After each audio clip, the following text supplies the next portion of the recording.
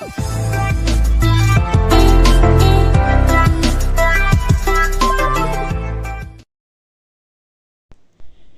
वालेकुम viewers, hope so सब fit होंगे। आज का व्लॉग हम आपके साथ शेयर कर रहे हैं एक स्कैम के बारे में। एक छोटा सा स्कैम, एक्चुअली स्कैम छोटा हो या बड़ा हो, होता तो धोखा ही है। तो जी हमारी ये क्लाइंट हैं जिन्होंने हमसे ये हिजाब बनवाए थे। ये हमारी क्लाइंट यूके से हैं और इनके अल्हम्दुलिल्लाह बहुत पहले भी कपड़े वगैरह बन के जाते रहे हैं। और ये हिजाब जो है ये हमने इनके लिए पहले भी बनवा कर भेजे थे। अच्छा, तो इस दफ़ा इन्होंने हमें कहा कि सेम फैब्रिक में ही आपने मुझे बनवा के भेजने हैं। अब प्रॉब्लम ये थी कि जिस शॉपकीपर से मैं ये कपड़ा परचेज़ करती हूँ हमेशा, तो वो अलग बंदा है। जिससे मैंने हिजाब लिए थे वो एक नई शॉप से मैंने लिए थे। अब ऑब्वियसली मुझे उसी शॉप पर जाना पड़ा।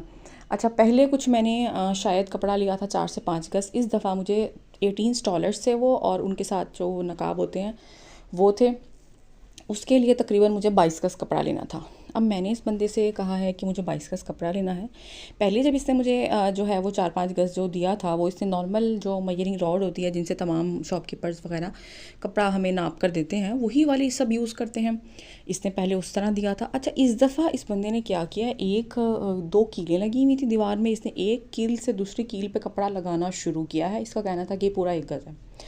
अच्छा, अब ऐसे हुआ है कि ये कपड़ा थोड़ा सा मतलब जिस तरह के स्टॉलर्स का कपड़ा होता है, ये कुछ इस तरह का कपड़ा था, ज़रा अच्छी क्वालिटी में था।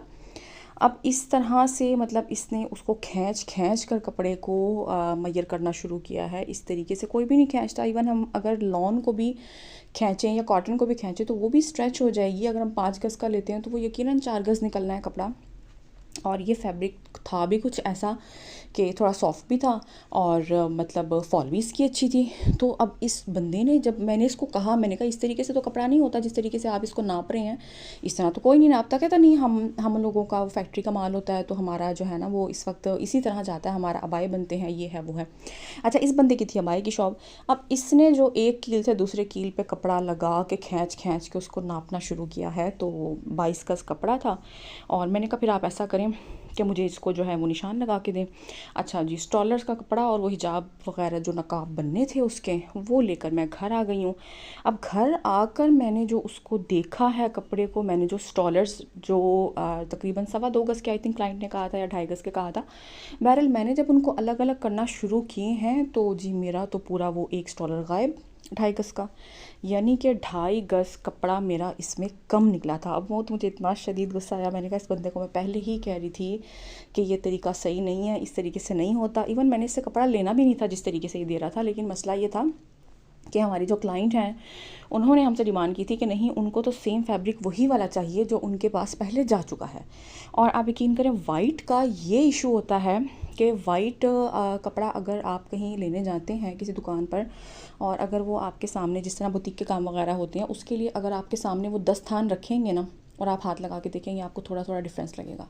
आपको कुछ ख़ास डिफरेंस नहीं लगेगा। और अगर कोई आपके सामने 15 या 20 थान रख दे कि हाँ जी इसमें से जो कपड़ा जो आप लेके जा चुके हैं वो चूज़ कर लें, आप बिल्कुल कंफ्यूज हो जाएंगे। हालांकि हम लोग इतना काम करते हैं, इतना कपड़ा ख़रीदते हैं, ड्रेसेस बनाते हैं अपने हाथ से, उस पर हम लोगों के वो मतलब ख़रीदते वक्त भी, डाई के वक्त भी और कटिंग के वक्त भी हर तरीके से कपड़ा हमारे हाथ से गुजरता है। लेकिन हम लोग ही कंफ्यूज हो जाते हैं जब हमारे सामने दस्तान दुकान वाला रख देता है।